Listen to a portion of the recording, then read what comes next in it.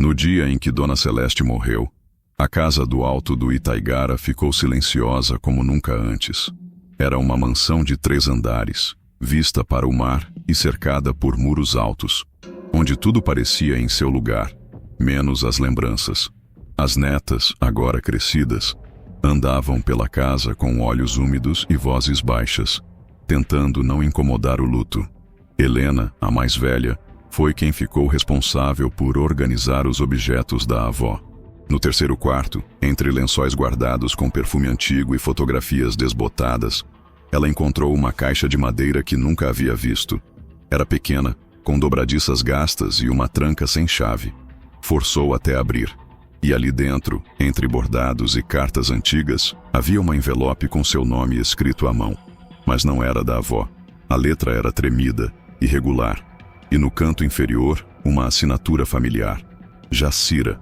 Jacira era a babá que cuidara de Helena desde o berço. Viera do interior.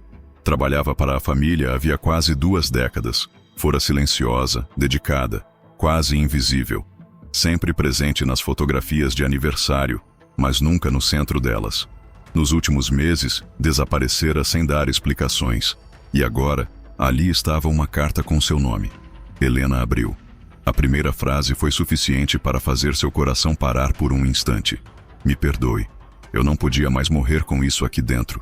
Você não é filha da sua mãe. Você foi trocada. Por segundos, ela achou que estava lendo errado. Mas a carta continuava, detalhando o ano de 2005, o Hospital Santa Luzia, o quarto 203. Contava que na noite do parto, 2 meninas nasceram quase no mesmo horário. Uma, filha da rica empresária Mariana Lacerda. A outra, filha de uma jovem de 17 anos, Maria Aparecida, vinda da periferia de Paripe. A carta não explicava por quê, ainda. Apenas dizia que houve motivo forte e ordem de cima. Helena sentiu as mãos suarem.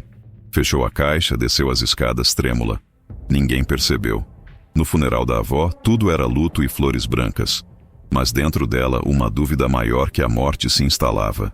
E se fosse verdade? E se a vida inteira dela tivesse sido construída em cima de um erro? Nos dias seguintes, ela não falou com ninguém. Mas à noite, revisitava a carta. Repassava cada palavra. Pesquisou registros do hospital. Buscou notícias antigas. Até que um nome surgiu. Maria Aparecida de Souza, parteira aprendiz, menor de idade. Atendida de urgência naquela mesma noite de novembro. Aparecida tivera uma filha. Na mesma hora, no mesmo hospital. E ali começava a história que Helena nunca soube que era sua. A carta de Jacira era uma ferida aberta em um corpo que, até então, se acreditava inteiro. Nos dias seguintes ao funeral, Helena passou a viver em modo automático. Cumpria compromissos. Sorria discretamente quando necessário. Mas por dentro, algo estava ruindo. Ela observava a mãe, Mariana, com olhos de estrangeira. Passava mais tempo do que o normal olhando para fotos antigas, álbuns de infância, vídeos de aniversário. Tudo que antes era lembrança agora se transformava em pista. Tentava encontrar nos rostos, nas expressões, nas palavras, algum indício de verdade escondida. Não contou nada a ninguém. Ainda não. Começou pela base, o hospital. O Santa Luzia ainda funcionava, embora muito mudado. A ala da maternidade havia sido reformada, mas os registros de nascimento de 2005 estavam arquivados em uma sala esquecida no subsolo. Com o sobrenome influente dos Lacerda, conseguiu acesso a uma cópia de sua certidão de nascimento original, que já conhecia, mas, ao pedir os registros da noite em que nasceu, notou algo que não constava antes. 2 partos, realizados com 24 minutos de diferença, em quartos vizinhos. Mariana Lacerda, mãe de Helena. E no quarto ao lado, Maria Aparecida Souza, menor de idade, sem acompanhante. O nome ecoou como um trovão contido. Maria Aparecida. A carta dizia que era ela a verdadeira mãe da filha pobre. Ou talvez, dela mesma. No cadastro do SUS, Aparecida havia tido apenas um registro hospitalar na vida. O parto. Depois disso, sumiu do sistema. Mas Helena não desistiu. Fez buscas mais profundas. Encontrou, após dias vasculhando redes sociais antigas e sites de registro civil, um endereço vinculado ao nome. uma casa modesta em São Tomé de Paripe, na periferia de Salvador, quase na beira do mar.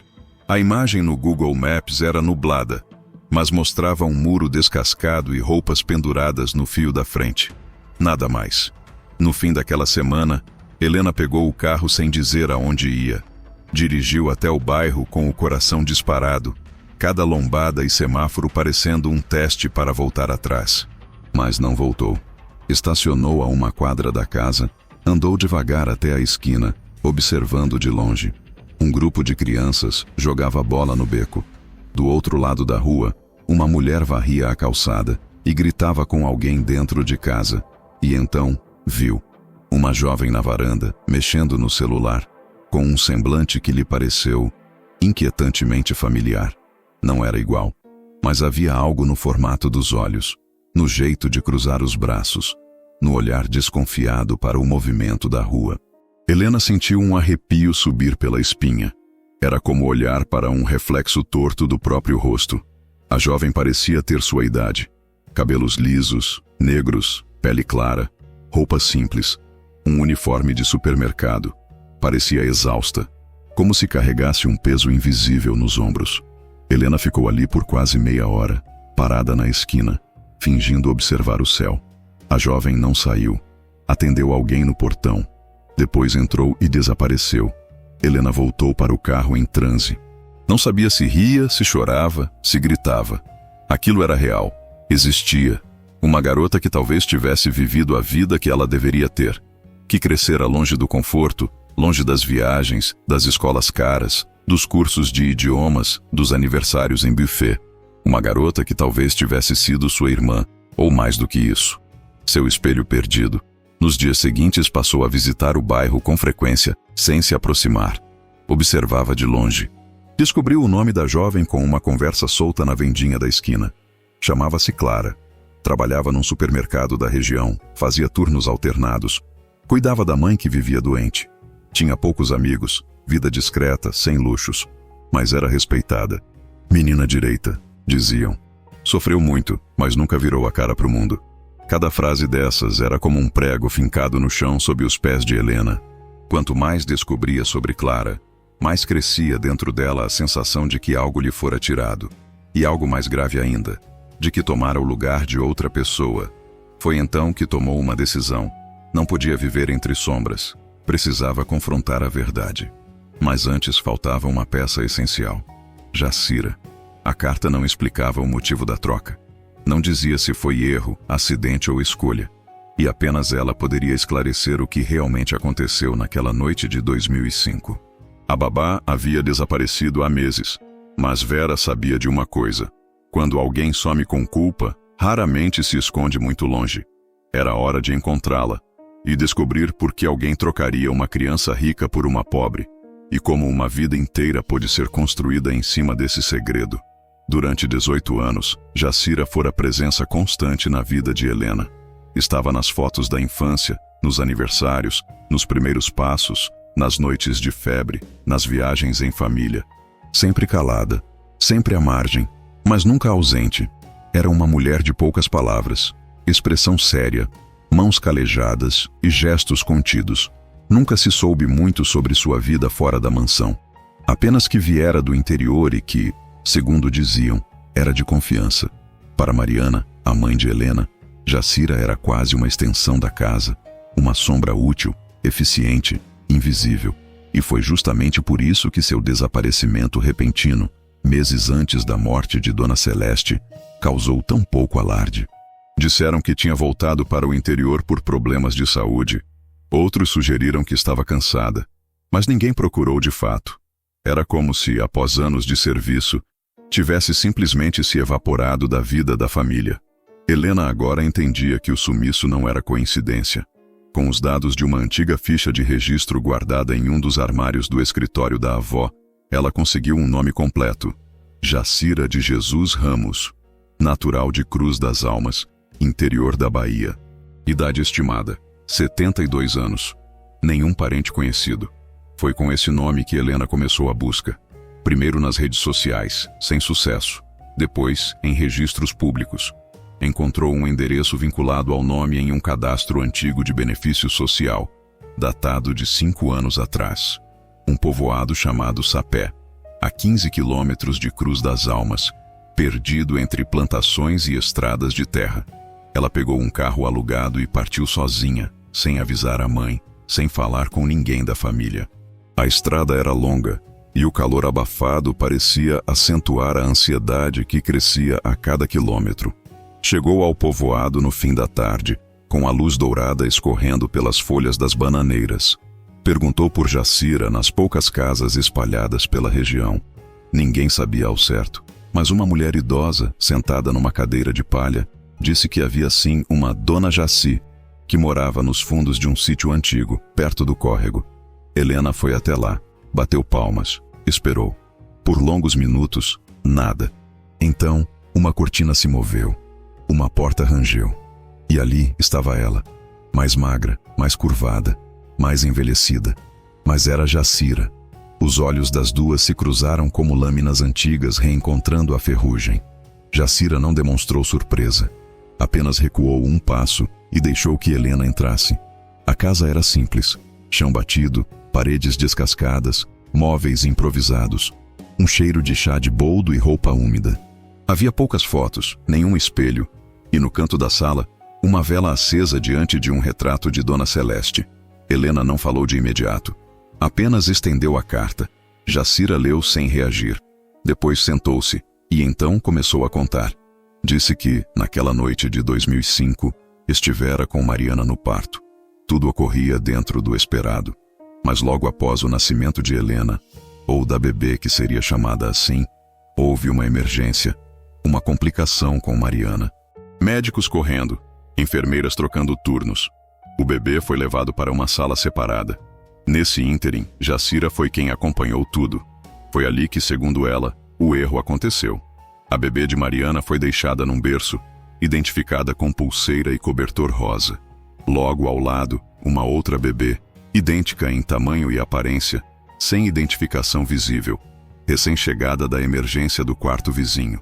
Jacira jurava que não sabia qual era qual. Disse que chamou uma enfermeira, mas ninguém respondeu. Disse que esperou, mas a confusão se espalhava. E então, segundo suas palavras, fez o que achou certo. Entregou uma das meninas à equipe, acreditando estar certa, mas não estava. No dia seguinte, quando a identificação foi conferida, era tarde demais. Ninguém percebeu. E Jacira silenciou. Calou-se por medo, por vergonha, por covardia. Disse que nos anos seguintes tentou contar, mas a cada vez que pensava em falar, via a menina crescendo feliz, sendo amada, protegida, vivendo uma vida de privilégios que talvez não tivesse tido se estivesse com a mãe biológica. E ao mesmo tempo, disse que nunca esqueceu da outra, da menina que, por engano ou escolha, foi levada para uma vida difícil. Jacira chorou, não pediu perdão. Disse apenas que estava morrendo aos poucos com aquele segredo e que a carta foi sua única tentativa de redenção. Helena ouviu tudo em silêncio. Saiu da casa sem dizer adeus. No caminho de volta, pensava em Clara, a jovem que crescera em Paripe sem saber que pertencera a outro mundo. Pensava também na própria vida, nos privilégios, nas viagens, nas roupas caras, na educação particular. E se perguntava, o que tudo isso vale se a fundação é um engano? Na manhã seguinte, ao acordar em Salvador, soube que não havia mais como evitar. Precisava conhecer Clara, olhar nos olhos dela e contar a verdade. Acordou cedo naquela segunda-feira. Pela primeira vez, não tomou café, não olhou o celular, não disse uma palavra a ninguém da casa. Vestiu-se com roupas neutras, simples, como se quisesse apagar de si tudo que remetesse à família Lacerda. Saiu andando pelas ruas de Salvador como quem atravessa o espelho. Não como Helena, herdeira da família rica, mas como alguém que estava prestes a se ver de fora. Pegou o ônibus até Paripe, como fizera antes, mas dessa vez não ficou à distância. Foi até o supermercado onde Clara trabalhava. Era um estabelecimento popular, de prateleiras altas, calor sufocante e caixas sempre ocupados. Esperou do lado de fora, sentada num banco de cimento observando os movimentos da loja. Sabia o nome dela, o rosto dela, mas não sabia o que dizer. Só sabia que precisava vê-la de perto. Clara apareceu por volta das 10h30. Vestia o uniforme verde do mercado, cabelo preso, rosto suado. Cumprimentava os clientes com gentileza, mas o olhar era cansado. Organizou frutas, repôs pacotes, discutiu com o chefe sobre uma entrega atrasada. Em tudo havia uma dignidade silenciosa, algo que chamava a atenção pela firmeza. Era uma jovem mulher acostumada a não depender de ninguém. Helena não entrou. Ficou do lado de fora, imóvel, como se observasse um animal raro através do vidro de um zoológico. Quanto mais tempo passava, mais estranho tudo se tornava. Era como se estivesse assistindo à própria vida num universo alternativo. Clara se movia com o tipo de autonomia que Helena nunca precisou desenvolver. E ao mesmo tempo, havia nela uma doçura que não se deixava apagar pela dureza da rotina. Naquele momento, Helena não precisava de um teste de DNA. Sentia no corpo. Era como se as duas compartilhassem um tipo de melancolia antiga, herdada no sangue. Elas não se pareceram fisicamente, não exatamente. Mas havia algo impossível de descrever.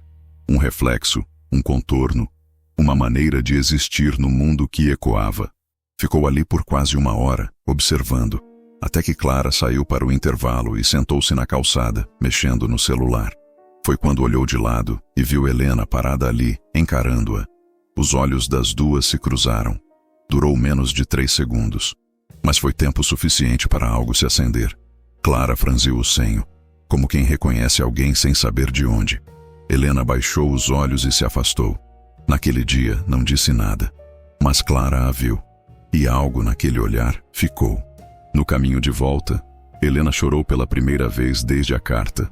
Não de raiva, não de desespero, mas por uma tristeza profunda, ancestral. Chorou por Clara, pela menina que foi criada longe da própria mãe.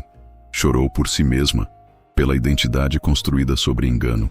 Chorou por Jacira, por Mariana, por Maria Aparecida e por todas as mulheres que foram atravessadas por aquele silêncio. Chorou também por algo que ainda não sabia nomear, a culpa de existir no lugar de outra. Sabia que não podia mais adiar. Clara tinha o direito de saber, e a verdade agora precisava deixar de ser segredo. Naquela noite, Helena não jantou com a família. Subiu para o quarto com um silêncio diferente, não do tipo que espera, mas do tipo que antecede um confronto. A presença de Clara ainda latejava em sua memória como uma música que não saía da cabeça. A jovem do mercado, com sua simplicidade digna e rosto cansado, era agora um espelho que Helena não podia mais evitar. Passou horas sentada na escrivaninha, encarando as fotos de infância emolduradas nas paredes. As imagens agora pareciam desonestas. Sorrisos de família, viagens a resorts, festas elaboradas. Tudo aquilo passava por cima de uma ausência não percebida. Uma ausência que agora ganhava nome e endereço. Na manhã seguinte, pediu para falar com Mariana em particular. A mãe estranhou o tom, mas não negou. Sentaram-se na sala de estar, onde o sol batia com uma frieza cortante. Helena não enrolou. Entregou a carta de Jacira sobre a mesa, junto com uma cópia dos registros hospitalares e uma fotografia impressa de Clara na porta do supermercado. Mariana leu tudo em silêncio.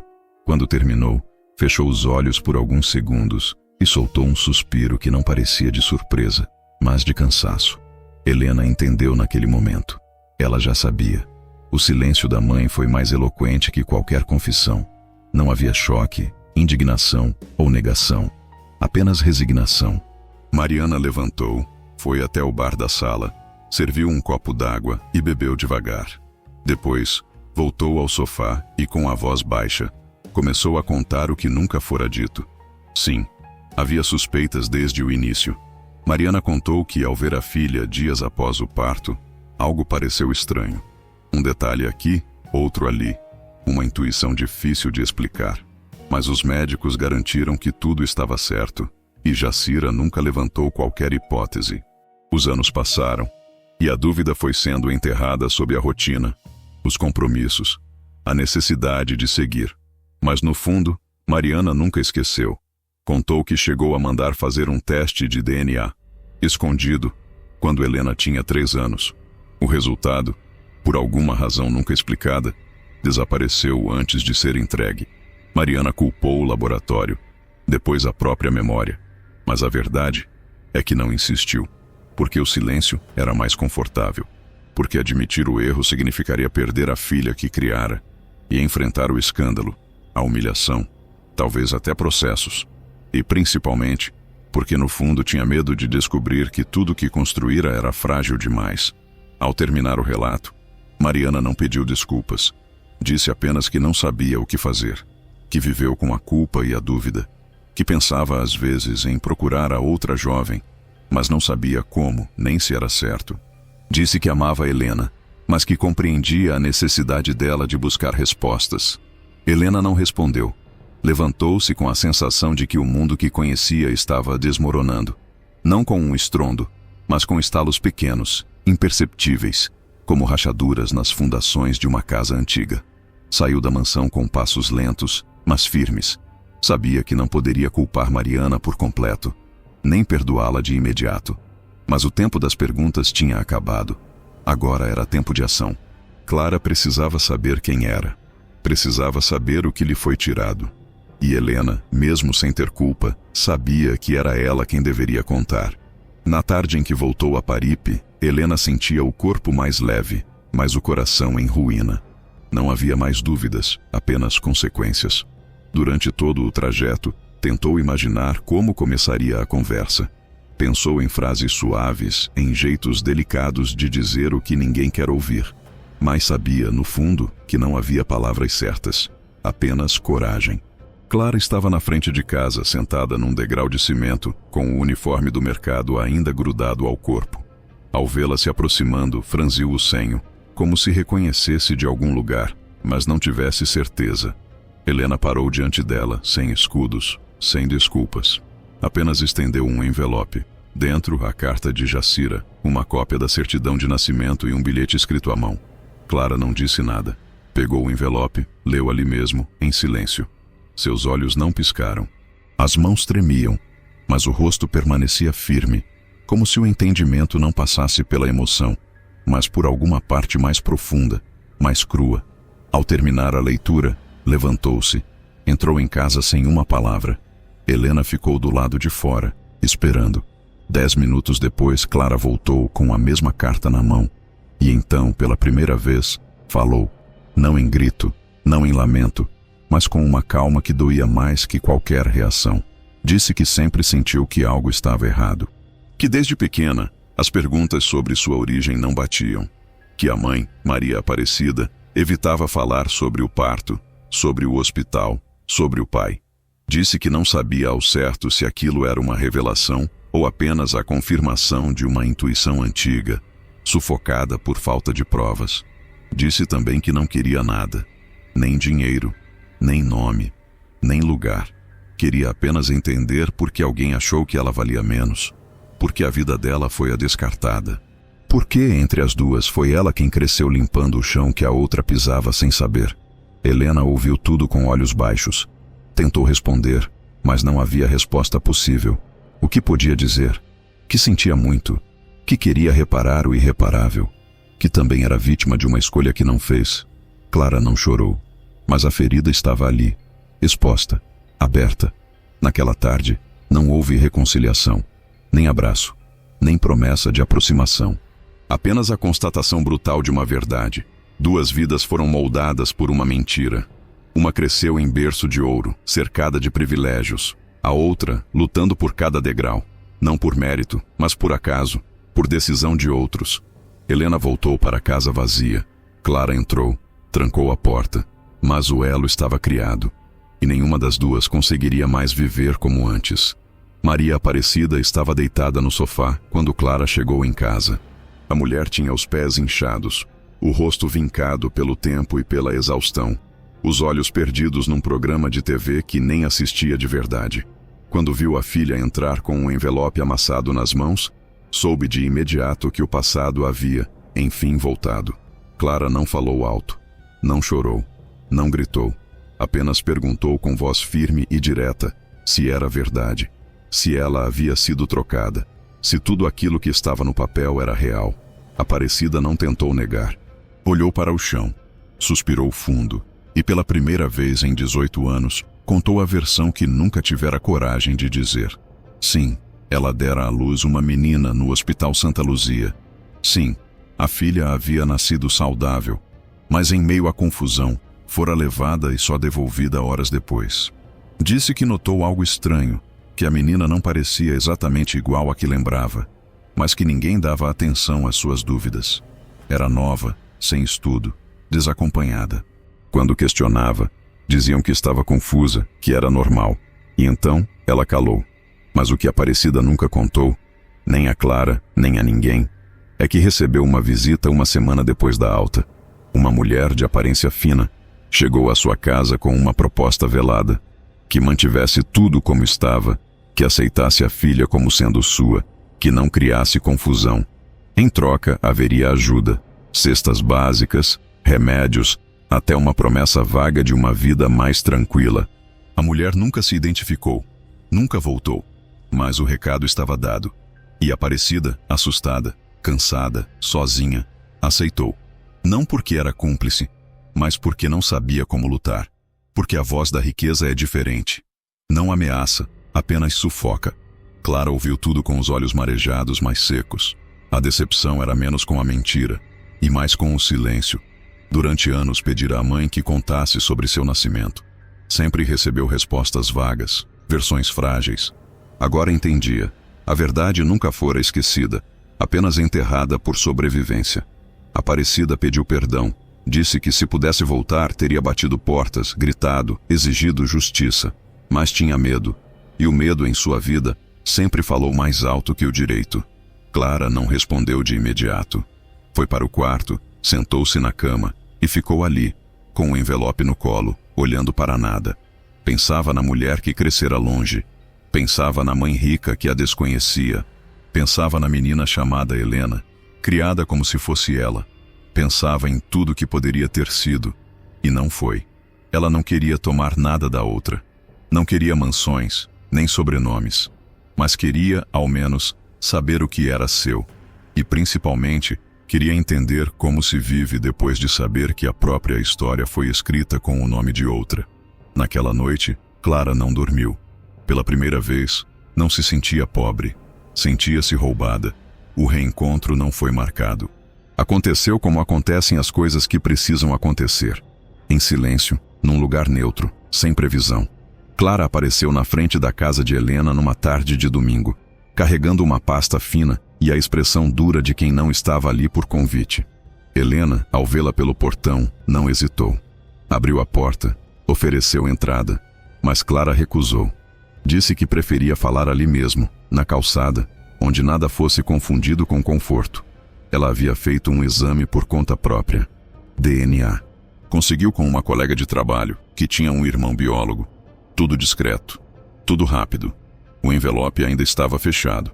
Disse que não queria viver na dúvida. Disse também que, mesmo sem abrir, já sabia. Helena concordou com a cabeça. Não precisavam mais de papéis. A verdade estava no corpo, no espelho, na ausência inexplicável que ambas sempre carregaram sem nome. Mas o que Clara trouxe naquele dia não foi apenas a prova. Trouxe uma pergunta. O que farão com isso? Porque agora sabiam. Agora havia provas, datas, nomes, documentos. Agora tudo poderia ir parar na justiça, na imprensa, no caos. Poderia haver disputas, escândalos, entrevistas. Mas havia também outra possibilidade. Ainda sem nome, ainda sem forma, a de lidarem com aquilo sozinhas. Clara deixou claro que não queria tomar o lugar de ninguém. Disse que não se via morando numa mansão, frequentando colunas sociais, herdando empresas. Mas também disse que não queria ser apagada. Que queria sim conhecer a história da outra metade de si. Entender quem era Mariana, a mulher que a deu à luz sem saber. Entender quem fora sua avó, Celeste, e por que nunca ouvira falar dela até sua morte. Helena escutou tudo com os olhos úmidos. Pela primeira vez, sentiu que Clara não era uma ameaça. Era, na verdade, uma consequência. Uma sombra que existia porque algo, lá atrás, foi desviado. Prometeu que ajudaria no que pudesse, que contaria tudo o que sabia, que mostraria as fotos, as cartas, os detalhes, Que se Clara quisesse, poderia conhecer a casa, o quarto onde deveria ter crescido, as paredes que guardaram o nome dela em silêncio por tantos anos. Mas não prometeu intimidade. Sabia que isso não se força. Naquele domingo, as duas não se abraçaram. Não se chamaram de irmãs. Não choraram juntas. Mas ficaram ali por longos minutos, em silêncio, no meio-fio da calçada, com o sol se pondo às costas, e uma sensação quase sagrada entre elas, a de que, por mais absurdo que fosse, pertenciam à mesma história. Uma história com duas verdades, duas mães, dois passados, e um presente que agora exigia escolha. Clara chegou de metrô e caminhou o restante a pé. Usava uma roupa simples, o cabelo preso, os passos firmes. A cada rua, a mansão no alto do Itaigara se aproximava, como um lugar visto em sonho, mas nunca tocado. Quando finalmente parou diante do portão, não precisou bater. Helena já a esperava. O portão se abriu com um estalo seco. Clara entrou devagar, olhando ao redor como se atravessasse a infância de outra pessoa. O jardim impecável, a fonte desligada, as janelas altas com cortinas de linho. Cada detalhe parecia gritar um não pertencimento, mas ao mesmo tempo, algo ali chamava seu nome. Não em palavras, mas em sensação. Helena a guiou pela casa em silêncio, não como anfitriã, mas como testemunha. Apontava objetos, quadros, lembranças. Mostrou a sala onde eram feitas as festas de aniversário, o corredor dos retratos, a cozinha com o azulejo original desde 2005. Clara observava tudo com os olhos secos, mas por dentro era como se cada parede arrancasse dela algo que nunca teve, mas sempre sentiu falta. No andar de cima, chegaram ao quarto que fora de Helena, o quarto que, em outro mundo, teria sido dela. Havia ali uma escrivaninha com marca de caderno, um abajur em forma de lua, pelúcias antigas ainda alinhadas sobre a prateleira. Clara tocou a cabeceira da cama como quem toca um altar. Ficou alguns segundos em silêncio, olhando tudo. Depois perguntou, em voz baixa, onde ficava o interruptor da luz. Helena mostrou. Clara apertou o botão e disse que, em seu quarto de verdade, o interruptor era do lado oposto. Um detalhe, mas um símbolo de tudo. Na estante, viu álbuns de fotos. Não os abriu. Disse que não precisava ver o que não viveu. Na saída, passou os olhos pela moldura de uma foto em preto e branco. Era Celeste, a avó morta. Helena disse que ela nunca soube da troca, que sempre a tratou como neta legítima, que foi quem mais insistiu para que a família fizesse doações, ajudasse instituições, uma forma inconsciente de compensar algo que jamais soube que existia. Clara desceu as escadas sem tocar o corrimão. Ao sair, ficou por um tempo no jardim. Disse que não se sentia invadindo, sentia que estava devolvendo o olhar a uma casa que, de certa forma, esperou por ela. Mas também disse que não queria morar ali, nem ser reconhecida por sobrenome, que sua história era outra, dura, mas sua. Ao se despedirem, Helena perguntou se ela voltaria. Clara respondeu que não sabia. Disse apenas que precisava pensar, que não sabia onde aquilo tudo terminava, mas que, pela primeira vez na vida, não sentia que estava no lugar errado. Naquela noite, Clara sonhou com a casa, não com os móveis, nem com Helena, mas com um portão entreaberto e uma voz ao fundo dizendo: "Agora você pode entrar." Meses se passaram desde a tarde em que Clara visitou a casa dos Lacerda.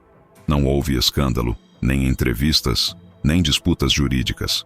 A história não foi parar nos jornais.